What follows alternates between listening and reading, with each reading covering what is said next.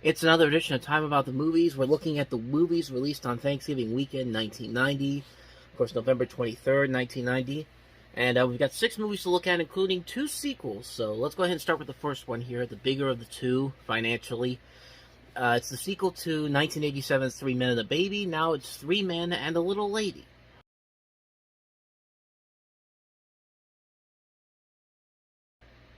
Did that trailer need to be as long as it was? That was nearly 3 minutes worth of footage there that they had to show off for this movie. And as you know, with most comedy sequels, most of them don't usually end up being all that good.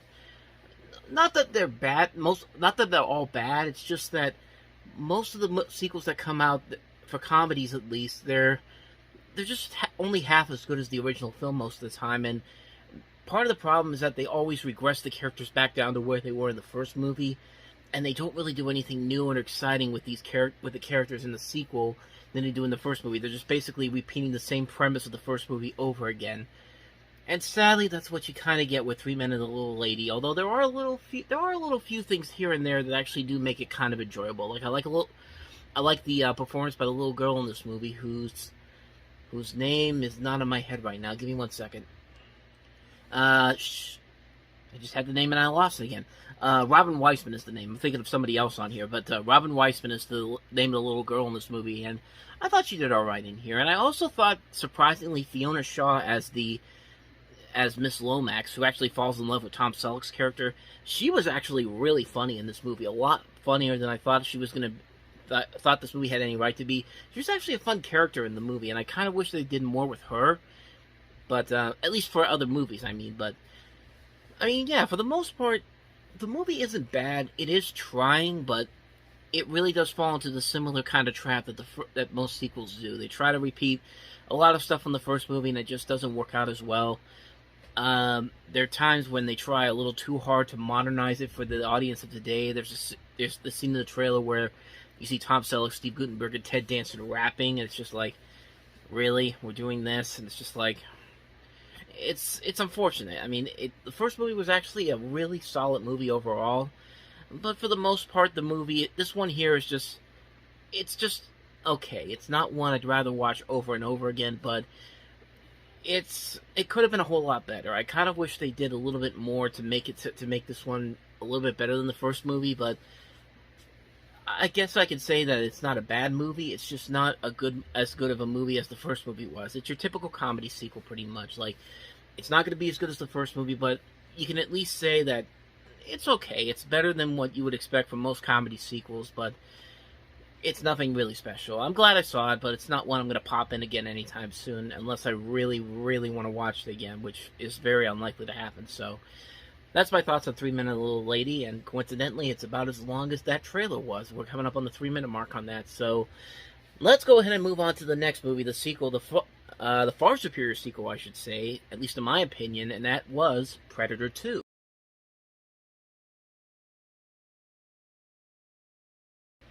So yeah, I really do like Predator 2. It's no aliens. It doesn't top the first movie by any means necessary, but I think it's a lot funner than a lot of people give it credit for. It's a good time to watch. It's fun watching the Predator going into Los Angeles in 1997, just causing all this havoc. And for the most part, I like the Predator movies a lot. I like the first movie. I like this one a lot. I like the one that Robert Rodriguez produced, Predators. The only one I really didn't like was The Predator with Shane Black, who directed and wrote that one, which was really a big disappointment. And I guess the Alien vs. Predator movies also have to count in there, too. I am curious to see what they'll do with this new prequel coming up, Prey, in August. But, yeah, I really like Predator 2 a lot. I like what they did. I like the idea that they brought this creature into a city and just let him cause all this chaos there. And you've got these great characters here. Danny Glover, Gary Busey, Robert Davi, Bill Paxton, Ruben Blades, Maria Conchita Alonso. And I also like that they do acknowledge that both the alien and the Predator could exist in this world. I like what they were setting up at the end, where Danny Glover goes inside the thing and finds the alien heads in there, and it does really experiment with the idea that both the alien and the Predator could exist in this world. And if we had gotten a much better film with that, based off of that logic, it would have been really great. But yeah, it's definitely nowhere near as good as the first movie. It's but it is a ton of fun. I really like it a lot more than I think a lot of people give it credit for.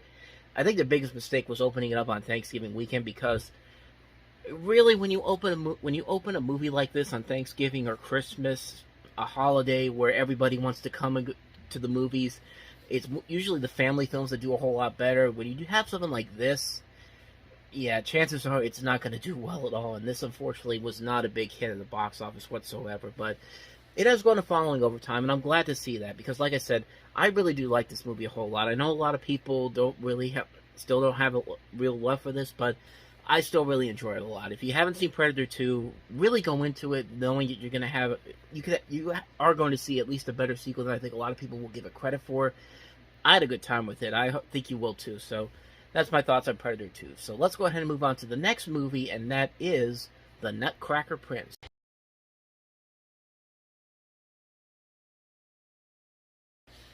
Well, if Hollywood has taught us anything over the last couple of decades, it's that it will never be able to make a good Nutcracker movie without it looking absolutely horrible or nightmarish or just plain awful, because, yeah, if you've seen how the Nutcracker movies have gone over the last couple of decades, not really a whole lot of them have been any good, and this is another example of it. I mean, from the looks of it at first, it looks like you might have some good animation to it, but even in this movie, they managed to screw it up by having like a completely different animation structure in the middle of the movie, which makes no sense whatsoever for a story like this.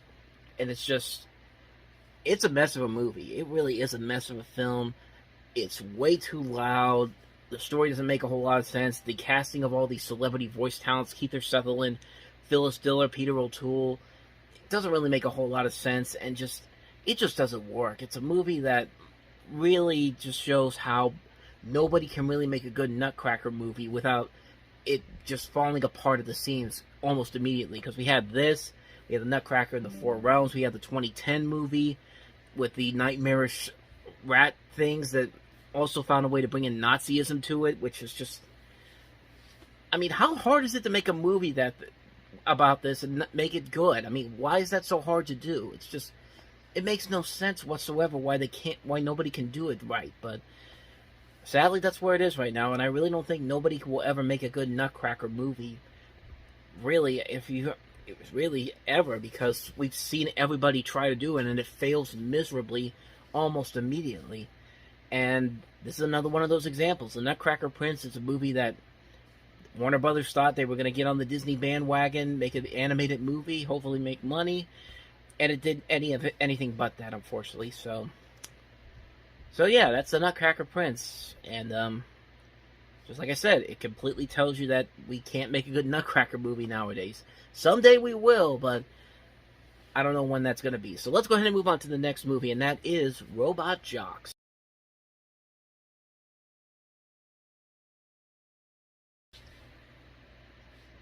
I don't know if they actually did it, but it would not surprise me whatsoever if Power Rangers took a lot from this, because you could definitely see a lot of inspiration for the Power Rangers in this. But Robot Jox, it's one of those typical movies where it doesn't really get a whole lot of press at first.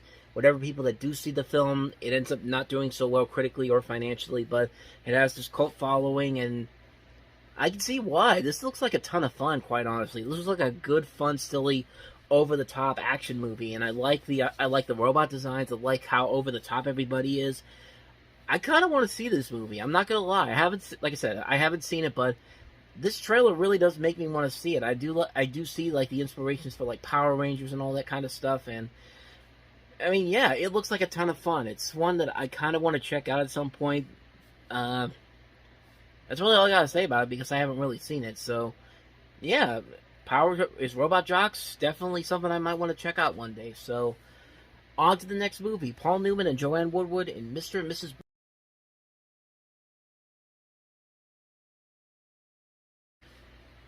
This is another one of those Merchant Ivory movies. You basically follow Mr. Bridge, Paul Newman, who plays a lawyer who resists his children's rebellion against the conservative values he holds dear, and Mrs. Bridge, played by Joanne Woodward, labors to maintain a Pollyanna view of the world against her husband's emotional distance and her child's eagerness to adopt a worldview more modern than her own. I literally just read that from the Wikipedia page, because this is another one I haven't seen before. I mean, I've not really seen a lot of Merchant Ivory movies. I have seen a couple of them, but Not a whole lot of them. This is one of those ones that I haven't seen, but Paul Newman and Joanne Woodward don't usually pick really bad scripts, and from what I see here, it doesn't look too bad. But like I said, I can't really comment on it too much, largely because it's just I haven't seen it. But from what I'm seeing here, it doesn't look too bad. It might be something I might check out one day, but I'm not gonna completely rush out to go check it out. So yeah, quick one on Mr. and Mrs. Bridge. Now let's go ahead and move on to the last movie, which is Hidden Agenda.